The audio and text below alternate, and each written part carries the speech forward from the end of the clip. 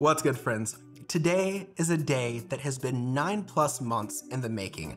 I finally get to bring you guys my long-term review of the Nikon Z9 from a hybrid shooter perspective. Back in early 2022, Nikon sent me the Z9 to test out the new Nikon RAW firmware update from my perspective as a colorist. If you're new here, there's something you need to understand. Back in 2020, I left the world of digital photography for the world of film photography. I was completely disappointed with the current hybrid lineup at the time across all manufacturers. I felt like you could not find a camera that did not have severe limitations when it came to video. Things like resolution limitations, crop factors, frame rates, and overheating limitations.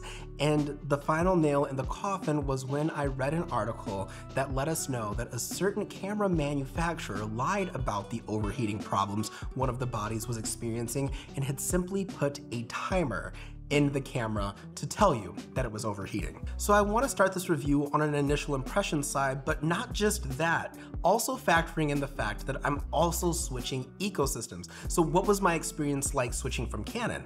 When I started photography in early 2013, late 2012, I was a Canon shooter. My first camera was a T5i. 2 to 3 years later, I got the 5D Mark III, and then in 2018, I shot with the 1DX Mark II up until I sold my camera in 2020. I've also had the privilege of shooting with the 5D Mark IV and the Canon R series, but needless to say, I am very at home with flagship bodies. And when I got my hands on the Z9, I immediately felt at home because honestly, it wasn't too much of a switch. On the ergonomics side, the field and build quality of this camera feels like a professional field-ready camera. And the button layout on the back wasn't something that was too far off from all of the other Canon bodies that I had shot on. The back button autofocus button was in the same place, as well as the little D-pad or joystick that allows you to select your autofocus buttons. All those things were pretty much in the same place on all of the other Canon bodies, as well as the custom function buttons.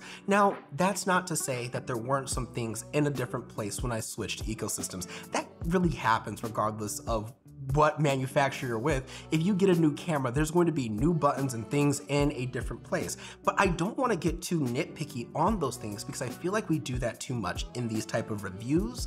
To be honest, anytime you get a new camera, there's gonna be changes. And that's also my take on the menu system.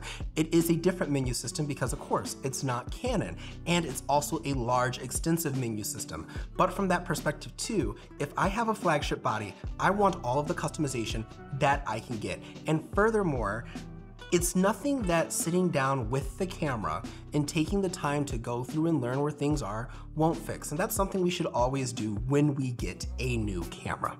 When it comes to recording media, this camera features 2 CF Express card slots on the right side of the camera, and I used the recommended Type B cards, and I chose to use the Sony rugged CF Express Type B cards, and they did not give me a problem throughout all of the time that I was testing out this camera. The only complaint that I have with CF Express is the price point, but I also have been around for a long time, and I remember when CFast came out, and I did not like the price point of that. This is just part of the industry we are in. These cards are expensive, but they will probably go down in price as time goes on. And furthermore, with all the robust recording options we have on the Z9, this is the only form of media that would most likely be able to support all of those. With respect to video performance, this is going to be an overview section because I don't want to go too in depth right now. Later on in the review, I actually talk about the video performance from a real world perspective.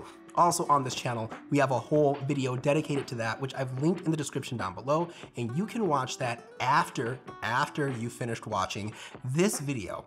But for now, I will say this. This is hands down the best video functionality on any hybrid camera that you can find, hands down. I promise you that at the current time I'm making this video, you will not find another camera with all the resolution options in combination with the frame rate options that come with them without a crop factor in any of those resolutions unless you want it there, and specifically without an overheating limitation, and doing all of that while delivering raw video.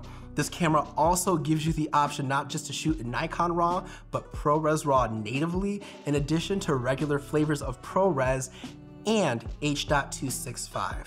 If you're a wildlife shooter, this camera also has crop modes that you can select in case you don't want to have to change your lens, but you want that extra bit of reach to capture your image perfectly. All of those features alone are the reason why this is my favorite hybrid camera going into 2023. Nikon has shown every other manufacturer out there that it is possible to give your consumers the video specs they want without limitations. And for that, we should commend them. The next thing I want to talk about is the autofocus system. And simply put, the Z9's autofocus system is sufficient for professional applications. And I chose those words carefully.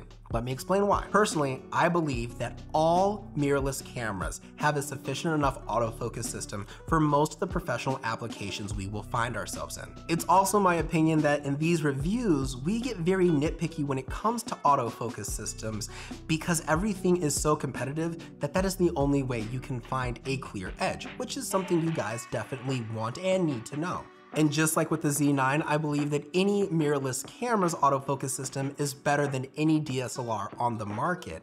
And Nikon has shown that they are able to improve their autofocus capabilities through firmware updates, just like the firmware 3.0 update that changed the way this camera performed. With that being said, I cannot with 100% confidence or honesty tell you that the Nikon Z9 has the best autofocusing system on the market because I simply wouldn't be telling the truth. Canon's dual pixel autofocus, in my opinion, still remains superior. And with that being said, it's not because the photo autofocus is not good, but it's the responsiveness on the video side that to me made this camera get knocked down a peg in that autofocus department. However, with the leaps and bounds that Nikon has made with not only these past 2 years that have gone by, but also the firmware updates that have improved their autofocus system significantly, I have no doubt that they can polish up those algorithms and give this camera a clear competitive edge. Now that we've talked about the ergonomics and really an overview of the camera, let's talk about the real-world test that I put this camera through. And the first shoot I want to talk about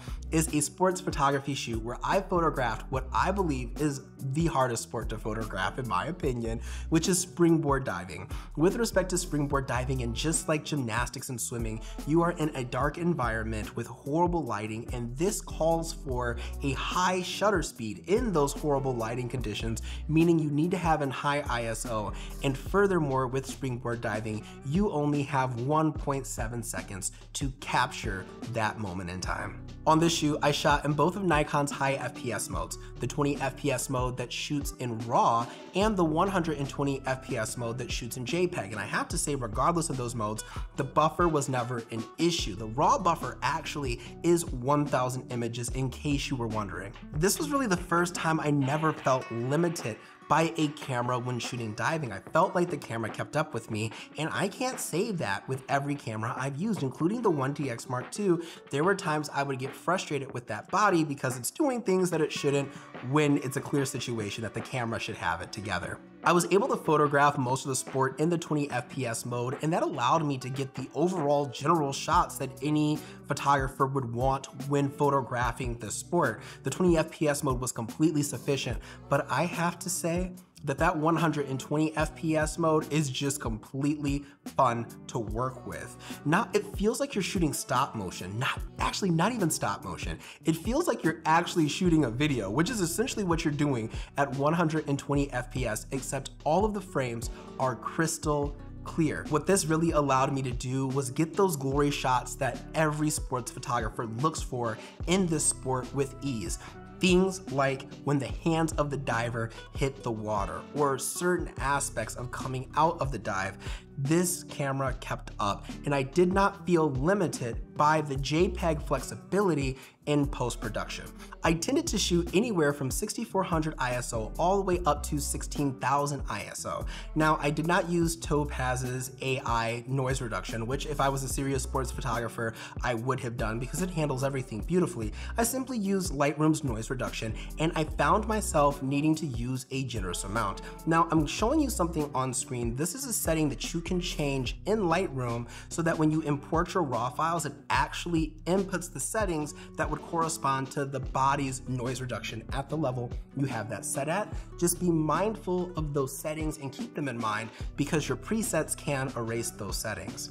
The JPEG automatically applies noise reduction and also again produce some of the best images that I've ever gotten in this sport. Switching gears from photo to video, I want to talk about how the Nikon Z9 performed at a wedding I was the cinematographer for. This application really showed me the strength of the Nikon Z9. Weddings are completely uncontrolled environments, and the dynamic range that the Z9 has with respect to video and Nikon RAW handled all of it beautifully. The Z9 continually had amazing skin tone fidelity from shot to shot, and if I had to let go of the highlights to capture more of the shadow information because the skin tones lie there, I had amazing highlight retention, and it gave me this beautiful film-like characteristic with respect to the highlights and the highlight roll-off in post. The colors were simply beautiful too. I really didn't even build out a node tree when I was grading for this camera. I simply did a couple of camera raw adjustments and then used my primary wheels to really refine and set that look in. The fact that I had the ability to shoot raw full frame at any resolution that I needed and any frame rate that I needed really just made the day flow. What I really appreciate is that I was able to continually shoot 4K 120 in RAW in the middle of summer in August, and I did not have to worry about overheating regardless of the many hours that I spent shooting outside.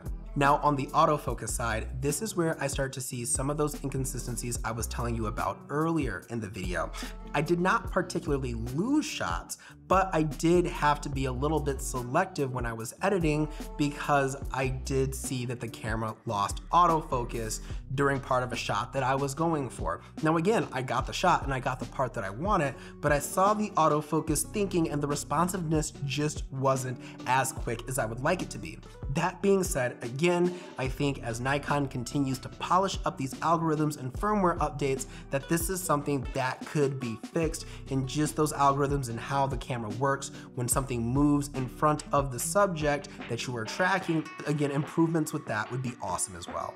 On to the next project, I want to break down for you guys my experience when working with the Z9 on a professional film set. We were shooting a debate scene inspired by the great debaters. The only difference is instead of an analogous warm color scheme, we were going with a complementary color scheme. Out of the box, the Nikon Z9 rendered a beautiful image when brought into Rec. 709. The flexibility of the Nikon RAW allowed me to easily balance the look that I wanted to get in, and the color depth available in Nikon RAW allowed me to easily key out those skin tones to again polish off that look and that color scheme. Can't show you the entire thing, but both of the shots you guys saw were shot using Nikon's autofocusing system. And this is where I really found that the autofocusing system keeps up in this environment. It was a little bit slower paced, and as long as I had the box locked on the eye prior to rolling, it was okay. Granted, if you are in a professional filmmaking environment, you're going to be using most likely manual focus, but the Z9's autofocusing system kept up. The base ISO of this camera is 800, and this gave me plenty